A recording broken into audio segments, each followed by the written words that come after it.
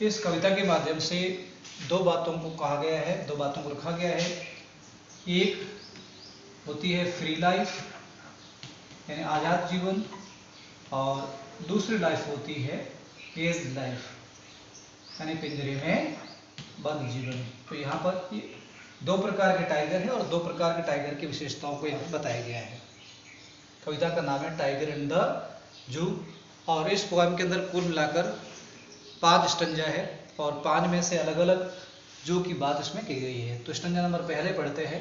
जैसा कि इस डायग्राम में आप देख लीजिएगा, यह एक टाइगर है और यह टाइगर एक जू में बंद है। यानी ये जो टाइगर ये कहाँ पर है? जू के अंदर है, टाइगर इन द जू।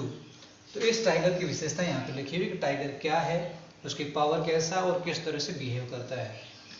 तो इसका पहला पद स्टंजा को हिंदी में कहते हैं पद। पद number 1, stanza number 1, he stalks in his vivid stripes the few steps of his cage, on pads of velvet quiet in his quiet rage। तो यह जो स्टंजा है, इस स्टंजा का संबंध है टाइगर इन द केज।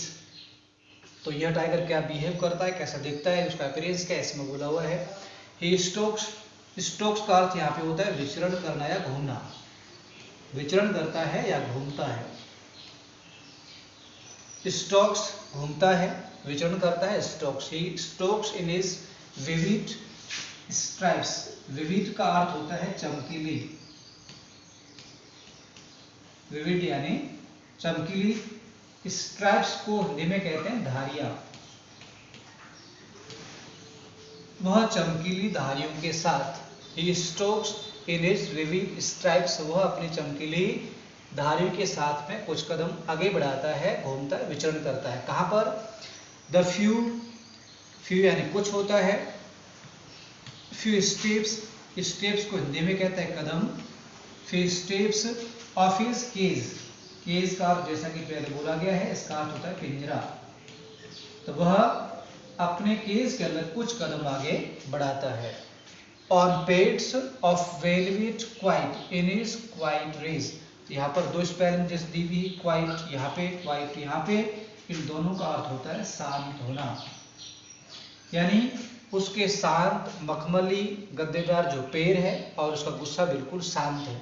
इस प्रवृत्ति का एक बाघ है, टाइगर है, जो एक केज में है और केज में कुछ कदम आगे बढ़ाता है, दोबारा वहां पे बैठ जाता है, शांत रहता है। यानी इस स्टंजा में टाइगर इन द केज की बात की गई है। पोएम का नाम है टाइगर इन द जू। दोबारा इस स्टंजा को दोबारा देख लेते हैं। वह अपने पिंजरे के अंदर चमकीली धारियों के साथ में गुस्से को शांत किए हुए मखमली और गद्देदार पैर है उसके, और वह उसमें विचरण करता है कुछ कदमों पर, या कुछ कदम चलकर आगे जाता है और वहां पे रहता है। कुल मिलाकर उसका जो रेज यानी क्रोध या गुस्सा होता है, वह बिल्कुल शांत है। यानी वह किसी प्रकार का रिवेंज नहीं ले सकता, किसी प्रकार का कोई हंट यानी शिकार नहीं कर सकता है। इस तरह से यह पहला स्टंजा कंप्लीट है। He should be lurking, lurking को हिंदी में कहते हैं घात लगाना। घात लगाना, घात लगाई हुई होगा लर्किंग। शैडो को हिंदी में कहते हैं छाया। वह एक शैडो में लर्किंग कर रहा होगा या घात लगा रहा होगा। स्लाइडिंग, स्लाइडिंग को हिंदी में कहते हैं फिसलते हुए। स्लाइडिंग यानी फिसलते हुए। स्लाइडिंग थ्रू लॉन्ग ग्रास, वह लंबी घास पर फिसल रहा होगा और छाया में घात लगाकर शिकार कर रहा होगा। Near the water hole, water hole को हिंदी में अपन कहेंगे जलाशय या तालाब कह सकते हैं। वह किसी वाटर होल के पास, किसी जलाशय के पास में शिकार कर रहा होगा, वहां पर होगा। Where plump deer pass, plump का अर्थ होता है हष्ट पुष्ट होता है, या इसको अपन कह सकते हैं मोटे ताजे हिरण कह सकते हैं, मोटे ताजे या कह दो हष्ट पुष्ट। जहां पर प्लम्प डियर गुजर रहे होंगे, गुजरने को बोलते हैं पास, यानी वह एक वाटर होल के पास में होगा, जलाशय के पास में होगा, जहां पर प्लम्प डियर है मोटे ताजे हिरण वहां से गुजर रहे होंगे और वह उनका शिकार करने का प्रयास कर रहा होगा। इस तरह से यह जो स्टंजा है यह इस टाइगर के लिए बोला गया। इस टाइगर को अपन कहेंगे टाइगर इन द फॉरेस्ट, यानी आजाद टाइगर की लाइफ को यहाँ बताया गया है।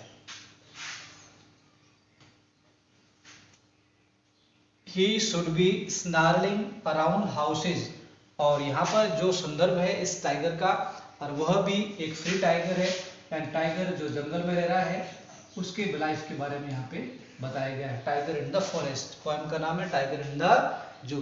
तो ये फॉरेस्ट वाला टाइगर किस तरह से रिएक्ट करता है, बिहेव करता है, इस स्टंजा में कहा गया है।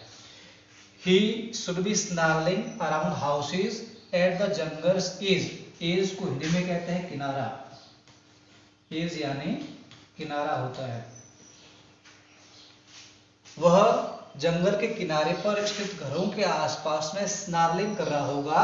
स्नार्लिंग को अपन हिंदी में कहते हैं गुर्राना, दहाड़ना कह सकते हैं, रोर कह सकते हैं, और इसका सिनोनिम्स होता है ROAR। रोर का अर्थ भी होता है गुर्राना होता है। He should be snarling around houses at the jungle's edge, वह जंगल के किनारे पर लोगों पर गुर्रा होगा, उनको आतंकित कर रहा होगा, उनको डरा रहा होगा। बेरिंग का अर्थ होता है दिखाते हुए,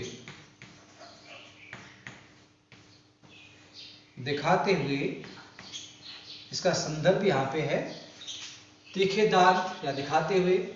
baring his white fangs, his claws terrorizing the village, वह लोगों को अपने चमकीले दांत दिखा रहा होगा या उनको भयभीत कर रहा होगा। या फेंस का अर्थ यहाँ पे टीथ से है, यानी दांत से है। वह अपने सफेद दांतों को दिखा रहा होगा या उनकी तरफ दहाड़ रहा होगा। हिज क्लोज, क्लोज यानी इसका अर्थ होता है पंजे, क्लोज टेरराइजिंग द विलेजर, इस प्रकार से वह अपने फैंक्स दिखाकर, अपने पंजे दिखाकर गांव वालों को भयभीत कर रहा होगा। भयभीत करने को इंग्लिश में कहते हैं टेरराइजिंग, आतंकित करना।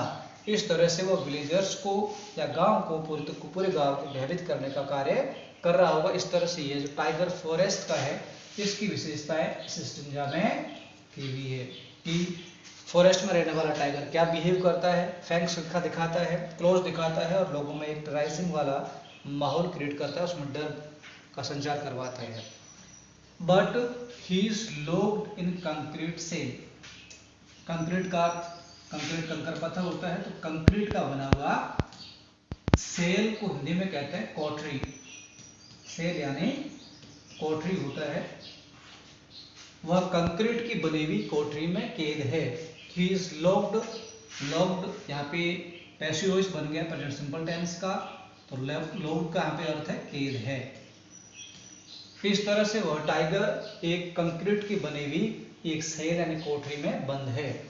His strength behind bars, strength को हिंदी में कहते हैं बल या शक्ति या ताकत। उसकी शक्ति या उसका बल बिहाइंड बार्स, बार्स को हिंदी में कहते हैं सलाखें।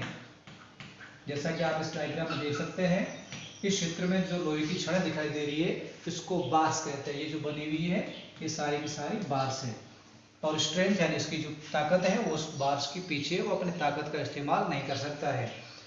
Stocking the length of his cage, और वह अपने पिंजरे की जो लेंथ है, लेंथ यानी जो लंबाई पिंजरे की है उसमें विचरण करता है, उसमें घूमता है। स्टोकिंग का अर्थ है कुछ कदम बढ़ाता है, कुछ कदम बढ़ाता है। few steps stalking the length of his cage, वो अपने पिंजरे की लंबाई की तरफ कुछ लंबाई में जाता है, उसमें घूमने वाला कार्य करता है। ignoring visitors, ignoring visitors, यहाँ पे जनरली जो वर्ड लिखा है ignoring, ignoring को हिंदी में कहते हैं किसी की तरफ ध्यान न देना, ध्यान न देना। विजिटर्स को हिंदी में कहते हैं मेहमान या आगंतुक, मेहमान या आगंतुक को विजिटर्स कहा जाता है। जो उसको विजिट करते हैं, उसको देखने के लिए आते हैं, और वह उन मेहमानों की तरफ कोई ध्यान नहीं देता है। इस तरह से पद नंबर 4 कंप्लीट हो गया है। दोबारा इसको देखते हैं। He is locked in concrete cell, वह कंकर पत्थर की बनी हुई, कंक्रीट की बनी हुई कोठरी में लॉक्ड है या बंद है। वह अपनी शक्ति का इस्तेमाल नहीं कर सकता, अपनी स्ट्रेंथ का यूज नहीं कर सकता है, क्योंकि वह बार्स के पीछे है, यानी वह सलाखों के पीछे है और अपनी स्ट्रेंथ यूज नहीं कर सकता है। Stalking the length of his cage, ignoring visitors, मेहमानों की तरफ कोई उसका ध्यान नहीं होता, उसको अनदेखा करता है और वह केवल अपने पिंजरे की लंबाई के बराबर आता है और जाता है, उसमें विचरण करता है। He hears the last voice at night, और रात के समय अंतिम आवाज को सुनता है। यानी ये जो टाइगर आपको दिखाई दे रहा है, यह जू के अंदर अंतिम आवाज को सुनता है। वो आवाज किसकी होती है, इस संज्ञा में कहा गया है। क्या सुनता है? He hears, वो सुनता है, the last voice at night, रात्रि के समय वो अंतिम आवाज को सुनता है। द पेट्रोलिंग कार, पेट्रोलिंग को हिंदी में कहते हैं पहरा देने वाली, पेट्रोलिंग यानी पहरा देने वाली, वह या गश्त करने वाली, पेट्रोलिंग कार, पहरा देने वाली कार, वह रात के समय अंतिम आवाज को सुनता है। वो आवाज पहरा देने वाली कार की होती है।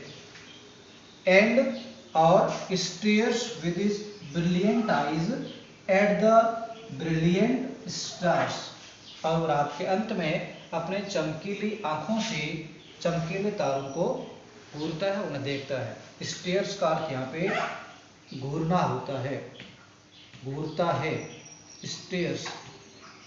And stairs with his brilliant eyes, वह अपनी ब्रिलियंट यानी चमकीला होता है, ब्रिलियंट यानी चमकीला, आईज यानी आंखें होता है, वह अपनी चमकीली आंखों से चमकीले तारों को देखता है।